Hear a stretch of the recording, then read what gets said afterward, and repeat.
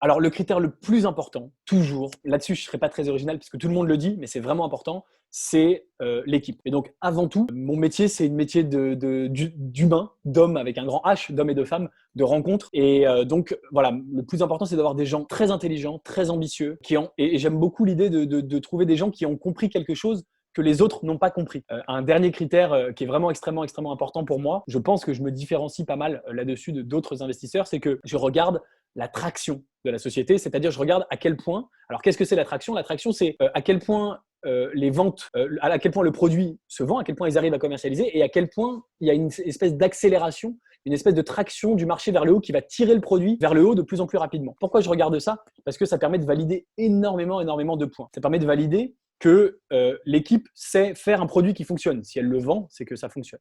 Ça permet de valider que l'équipe sait le vendre. Il y a plein de gens qui font des super produits mais qui ne savent pas les vendre. Ça permet de valider que ça résout un vrai problème et que les gens sont prêts à payer. Et ça permet aussi de sortir du schéma. Il y a beaucoup de gens qui investissent sur une équipe, une idée. Des gens qui disent bah, voilà ce que je vais faire. Lesintelligences.com, votre extracteur de connaissances. Donc, je m'appelle Gabriel Jarosson. Mon métier dans la vie de tous les jours, c'est d'investir dans les startups et d'animer un club d'investisseurs dans les startups. On va, je pense, en reparler. Voilà, en 2 mots, de formation, je suis ingénieur. Ensuite, après ça, j'ai commencé à 13 ans. Donc, j'ai commencé très, très, très, très jeune. À 13 ans, je découvre le HTML. Va savoir pourquoi, je ne sais pas. Et c'est un langage de programmation qui sert à faire des sites internet, mais qui est très simple et donc qui est facile à apprendre à 13 ans. Je l'ai d'ailleurs appris à mon petit frère à 11 ans.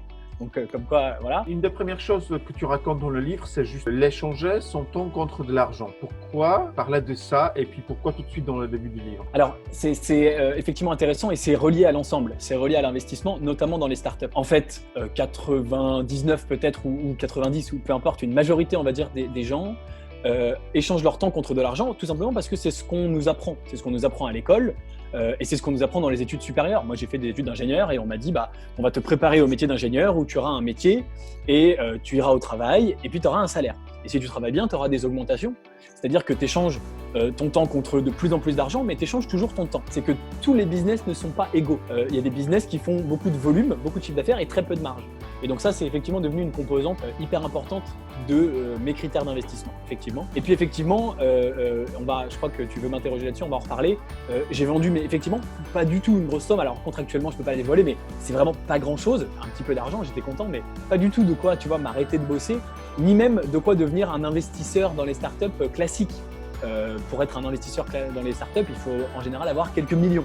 J'en étais très très loin. Et donc effectivement, je me suis dit comment je vais faire pour investir avec peu d'argent. Et c'est bien sûr le thème de ce que j'ai fait après. Il ne faut pas oublier que la première cause d'échec des startups, c'est une dispute entre les associés. Le plus important, dans tous les cas, que ce soit donc l'entrepreneuriat, l'investissement, le plus important, ce que je pourrais dire aux gens qui nous regardent et qui veulent se lancer, c'est allez-y, lancez-vous, faites le premier pas.